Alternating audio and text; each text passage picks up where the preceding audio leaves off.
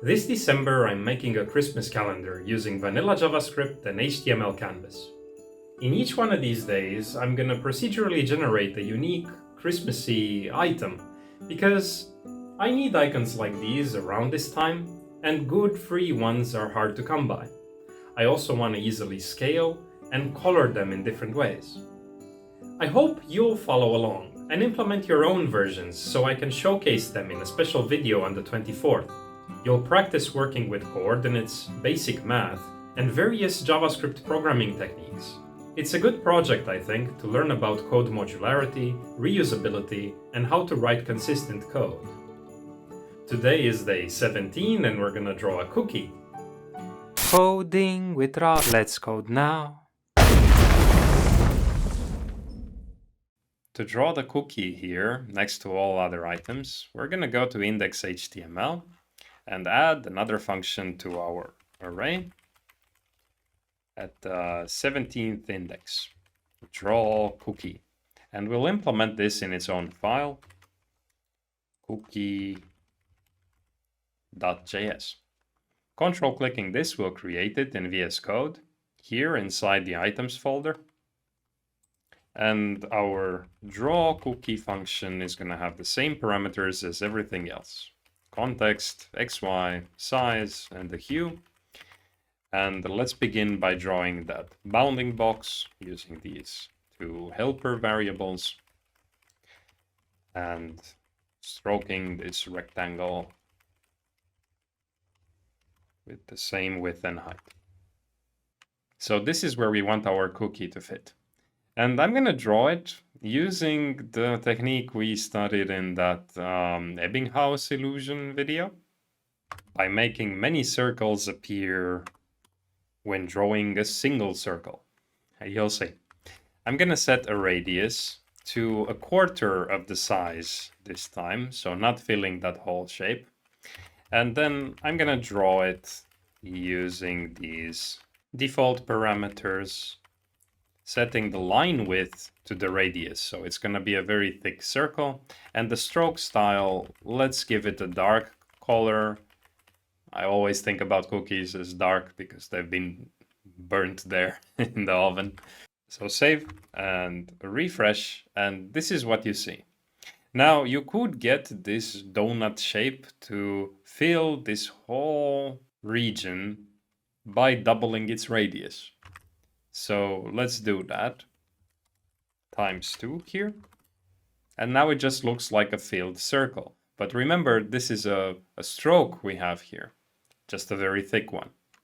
And the next step will be to use line dashes in a sort of creative way.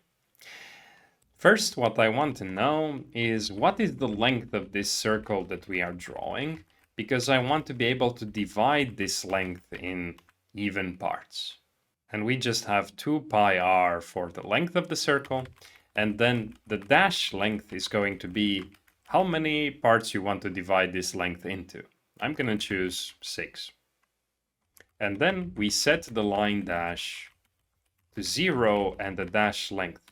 Now what this will do is basically give the spacing of dash length, but the dash itself is 0. So doing this, if you save and refresh, it shows nothing because the dash is like invisible. But if you would put here a very small value like 0.1, okay, maybe too small, 0.3, you can see these dashes appearing here like that.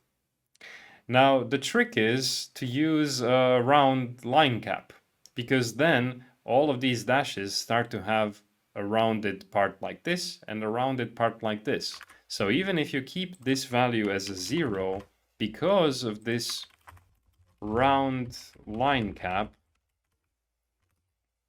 this will look kind of like a cookie shape, doesn't it? Now to decorate it and make it look nicely, I'm going to draw one of these snowflakes on top of it as a icing.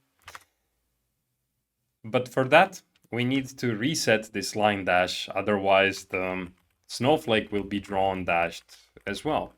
So let's do this and then draw snowflake CTX XY, and I think I want it a little bit smaller, so maybe 80% of the size. And let's use this hue and see how it looks like. Save, refresh, and quite nice. I like it. But I would really like this to be brighter, like the icing should be much more contrast between it and this cookie. And there's no really a way to set exact color to this, just the hue, and I let it do its magic there. I could expand this snowflake to have even more parameters, but I don't want to do that. So I'm just going to hack it a little bit and increase this brightness by adding a filter here where the brightness will be set to 2, meaning 200%, so double the brightness. If I save and refresh, you can see this is much brighter now. And icing is usually white, so maybe removing the color here, you could add another filter for grayscale. Yeah. But the brightness is still not that powerful. So you could use even bigger values here, like maybe 20. That's like 2000%. And save, refresh. And I think that now it must become white no matter what.